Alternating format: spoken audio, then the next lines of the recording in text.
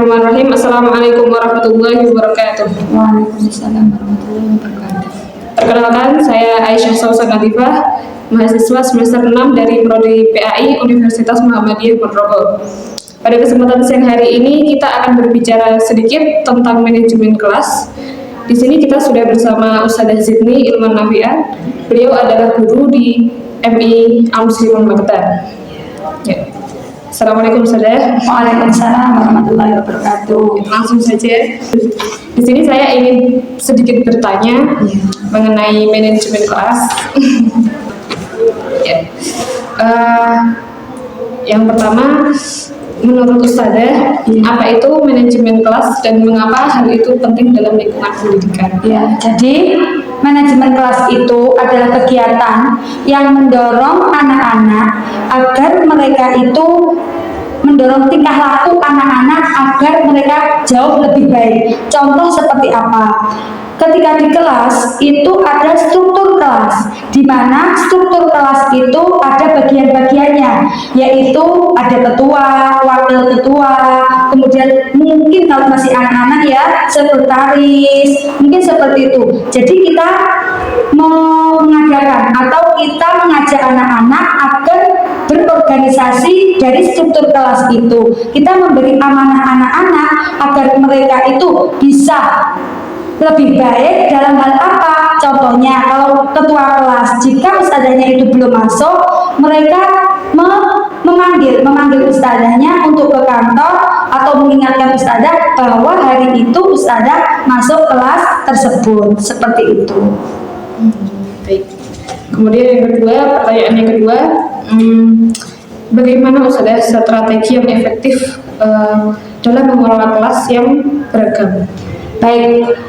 Memang strategi itu sangat penting dalam pembelajaran. Jadi kalau menurut saya itu strategi yang bagus atau yang efektif untuk anak-anak adalah ini contohnya di kelas gitu ya. Ini contohnya di kelas. Jadi di kelas itu kita bisa menata bangku itu atau menata meja.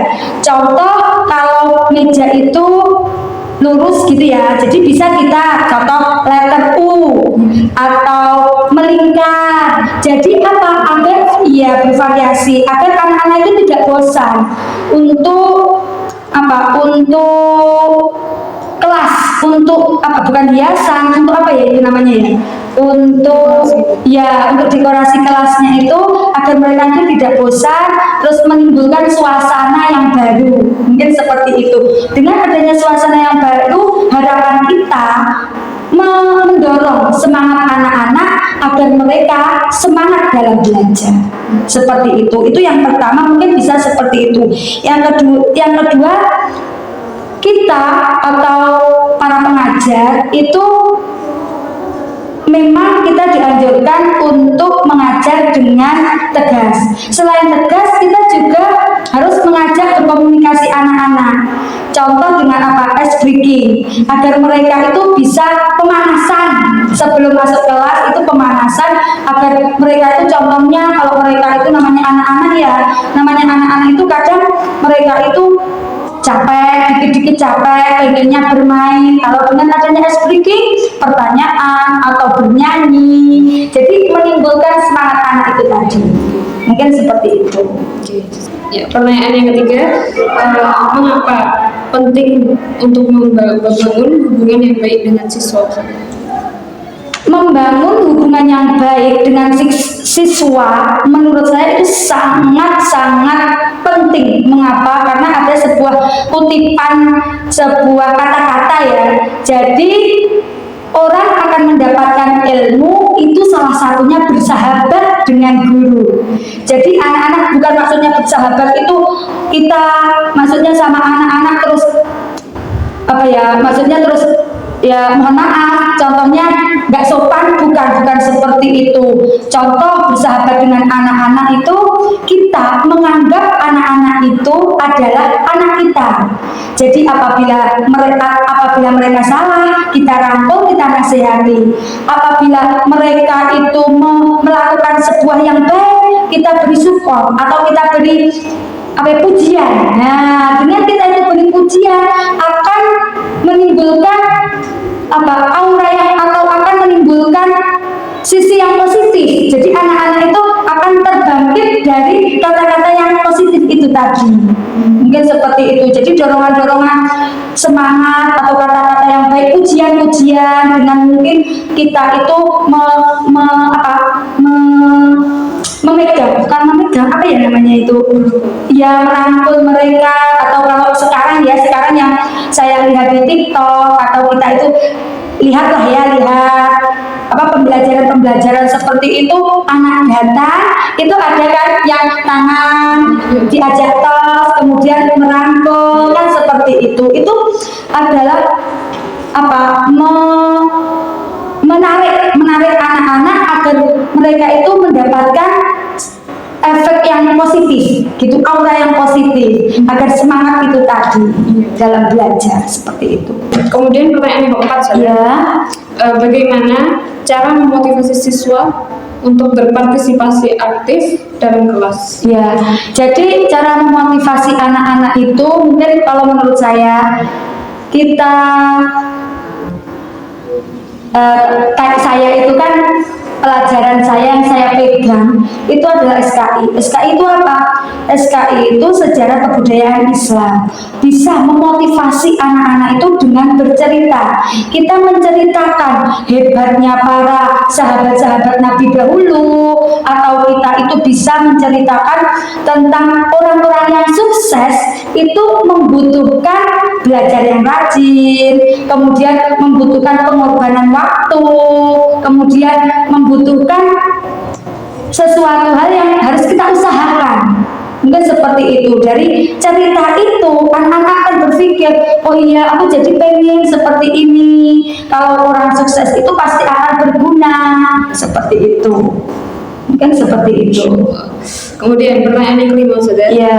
Bagaimana cara menghadapi perilaku yang tidak diinginkan di dalam kelas? Ya, bagaimana cara menghadapi perilaku anak-anak ya, yang tidak diinginkan. Contoh ini, perilaku yang tidak diinginkan yang sering kita jumpai itu seperti contoh rame, atau kita anak-anak itu ngobrol. Ketika guru menjelaskan, anak-anak ngobrol, kan seperti itu. Jadi bagaimana cara, kalau saya biasanya langsung saya nasihati anaknya. Kita kasih pemahaman kepada anak-anak. Sekarang waktu kita adalah belajar. Kalau mau ngobrol atau kalau kita mau bermain nanti ada waktunya. Seperti itu. Jadi kita memang anak-anak itu gini. Jadi kita itu jangan capek-capek untuk menasihati anak-anak. Ya, ada kalanya kalau anak-anak itu, ada kalanya kadang itu kita naikkan. Maksudnya kita tegas kepada mereka. Ada kalanya kita itu ajak rangkul mereka, ajak kita bermain. Jadi kata-kata yang mungkin lucu atau kata-kata yang memotivasi mereka seperti itu. Iya. Ya, lanjut ya, Bos. Iya. Pertanyaan yang keenam, bagaimana memilih metode pengajaran yang sesuai dengan kebutuhan dan karakteristik kelas? Iya. Seperti yang tadi sudah saya sampaikan, karena saya itu adalah pengajar SKI, jadi menurut saya metode yang cocok atau kita tidak bisa lepas dari metode ceramah. Mengapa? Karena dengan metode ceramah itu kita bisa bercerita kepada anak-anak. Kan SKI itu memang pelajaran bercerita ya, jadi metode ceramah. Namun tidak menutup kemungkinan kadang kalau ada yang dia itu mungkin diberi amanah untuk SKI tapi dia nggak suka bercerita atau bagaimana. Kemudian apa yang harus kita lakukan? Jadi kita bisa, contohnya kita bisa dengan cara menampilkan video audio visual. Jadi video dengan kita memperlihatkan video kepada anak-anak, kemudian ya kita jelaskan sedikit-sedikit, atau kalau tidak seperti itu kita bisa dengan gambar-gambar seperti tokoh-tokoh, atau kalau di SKI kalau masih kelas 3, kelas 4 itu kan masih rendah-rendah, masih masa Nabi Muhammad lahir atau apa. Jadi kita mungkin gambarnya mungkin bisa dengan contohnya Arab itu itu seperti apa, mungkin seperti itu. Selain dengan video, bisa dengan gambar itu tadi. Atau kalau di kelas 6, apalagi kalau di kelas 6, di kelas 6 itu sudah masuk Wali Songo. Nah, Wali Songo kan itu banyak ya. Nah, itu bisa dengan gambar-gambar. Atau kalau kita tidak mau kalau kita pengen lebih menantang anak-anak, itu dengan kita memberi PR anak-anak, mereka mencari sendiri gambar Wali Songo. Setelah itu ditempel di bukunya, di bawah gambar itu ditulisi ini siapa, Sunan Gresik, Sunan Kalijaga, Sunan Bonang, seperti itu. Iya. Baik. Kemudian pertanyaan yang ketujuh, Iya. bagaimana teknologi dapat digunakan untuk meningkatkan manajemen kelas? Oh ya, jadi di sini peran teknologi ini juga sangat berpengaruh untuk meningkatkan mutu atau untuk meningkatkan keberhasilan anak. Mengapa demikian? Karena dari teknologi itu akan seperti menciptakan metode, strategi. Dengan pemilihan metode dan strategi yang tepat, sehingga kita bisa mendapatkan hasil yang maksimal. Nah, selain di sini kita memilih metode dan strategi, jangan kita tinggalkan evaluasi. Dari evaluasi itu kita lihat apakah dalam satu semester ini, contohnya berapa bulan ini, anak-anak itu metode yang kita gunakan sudah cocok atau belum. Kalau belum cocok, berarti kita evaluasi metode apa ya yang cocok agar anak-anak itu bisa mendapatkan hasil yang terbaik dari pelajaran itu. Mungkin seperti itu. Ya. Baik, kemudian pertanyaan yang ke-8, Ya. bagaimana cara memberikan umpan balik yang baik kepada siswa pada proses pembelajaran di kelas? Iya, jadi umpan balik itu saling tanya bertanya ya. Ya maksudnya kan gitu ya. Saling tanya bertanya. Jadi gini, kalau di kelas saya biasanya memang tidak suka sekelas yang hening, pasif. Jadi seperti tidak ada komunikasi antara murid dan anak. Maksudnya apa? Maksudnya hening itu. Jadi pelajaran saya biasanya SKI itu saya ceritakan anak-anak, setelah sudah selesai kita rangkumkan pelajaran yang tadi dijelaskan, yang saya jelaskan tadi. Nah, selama anak-anak itu menulis, terkadang saya ngajak ngobrol anak, ya sekitar mungkin contohnya itu kalau kita ngajak ngobrol, nggak usah yang berat-berat, yang ringan aja. Nah, tadi sudah mandi, tadi siapa yang ngantar ke sekolah, mungkin seperti itu. Agar apa? Ya agar itu tadi, agar merangsang anak-anak bahwa kita itu tidak cuek kepada anak-anak. Selain tadi itu kan waktu penulisan, waktu kita penjelasan pelajaran, agar anak-anak aktif, ada umpan balik tanya bertanya, kita beri pertanyaan kepada anak-anak. Kita beri pertanyaan, kemudian kita rangsang agar anak-anak itu mau bertanya. Ayo, tadi apa yang contohnya tadi nama paman Nabi Muhammad itu siapa? Nah, coba kalau kalian itu maksudnya kalian lupa, coba cari teman sebangku atau teman di depannya atau di belakangnya, coba cari atau bisa didiskusikan sama temannya, siapa ya tadi nama pamannya, seperti itu. Jadi mengajak anak-anak agar aktif juga, seperti itu. Ya, baik. Ya. Kemudian pertanyaan ke-9, Ustazah. Ya. Bagaimana Ustazah cara menjalin komunikasi yang efektif dengan orang tua siswa?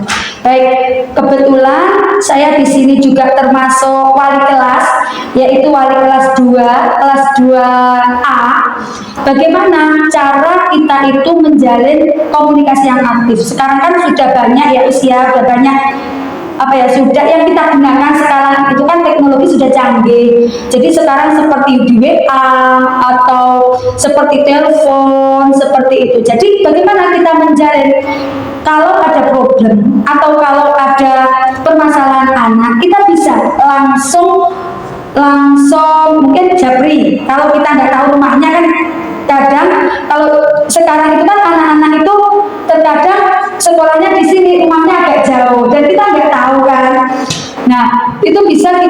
mungkin langsung WA ataupun langsung japri orang tuanya, atau kalaupun ada pengumuman apa atau ada hal-hal yang perlu kita sampaikan kepada orang tua, kita jangan sampai sungkan atau kita jangan sampai terlengah seperti itu. Jadi untuk menjalin komunikasi bisa ketika orang tua itu mengantar anak-anak datang ke sekolah, kita sapa.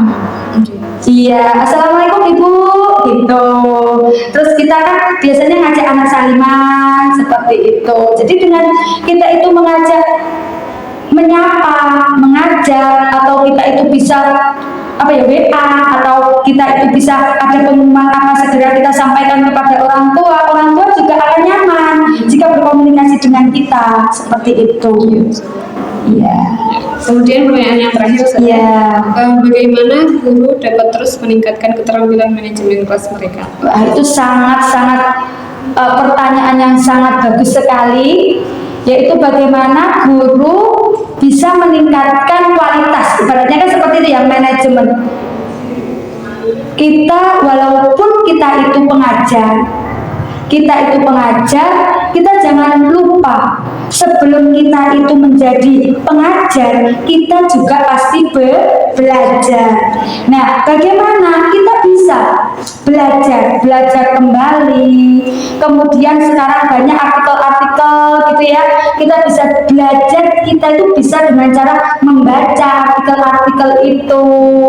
Kemudian atau kalau nggak gitu kita bisa sharing-sharing dengan teman yang lebih berpengalaman, atau kita bisa mengamati.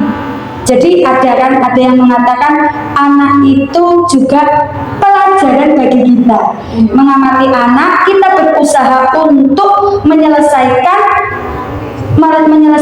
permasalahan anak, itu juga menjadi ilmu bagi kita, pengalaman bagi kita. Mungkin seperti itu. Untuk meningkatkan kualitas itu tadi. Jadi intinya itu memang kita sebagai guru, peran kita sebagai guru itu sangat besar. Kita tidak bisa cuek, atau kita tidak bisa ya udah kalau ada anak yang seperti itu dan kita biarkan aja. Kalau seperti itu, pembelajaran kita atau tujuan-tujuan yang mau kita capai itu akan kesulitan. Jadi memang peran kita guru, kita berkomunikasi dengan anak juga, kita juga harus aktif juga berkomunikasi dengan orang tua, mungkin seperti itu. Jadi harus saling melengkapi, seperti itu. Masya Allah, itu tadi jawaban-jawaban dari guru kita, Ustazah Zidni. Kemudian yang terakhir, sebelum penutup, apa pesan atau saran Ustazah bagi mereka yang ingin menjadi guru PAI? Ya, jadi pesan saya adalah untuk saya pribadi di sini juga, kita sebagai manusia memang tidak lepas dari kesalahan dan lupa. Tugas kita belajar dan belajar terus. Kemudian apa yang harus kita tanamkan? Sebaik-baik manusia adalah yang bermanfaat bagi yang lain. Apa maksudnya? Jadi sebagai guru itu kita sebaik-baik manusia. Kalau kita itu pengen menjadi manusia yang baik, kita harus menjadi orang yang bermanfaat. Nah, salah satunya seperti apa bermanfaat bagi manusia? Kita menjadi guru. Dengan kita itu menjadi guru, dengan kita itu tidak minder menjadi guru, itu insya Allah akan bermanfaat bagi orang yang lain di sekitar kita. Selain itu, saya pernah mendengarkan ataupun melihat, jadi pendidikan itu penting. Jadi kita tanamkan kepada anak-anak bahwa pendidikan itu penting. Orang yang berpendidikan, orang yang berilmu, dia tidak akan disia-siakan.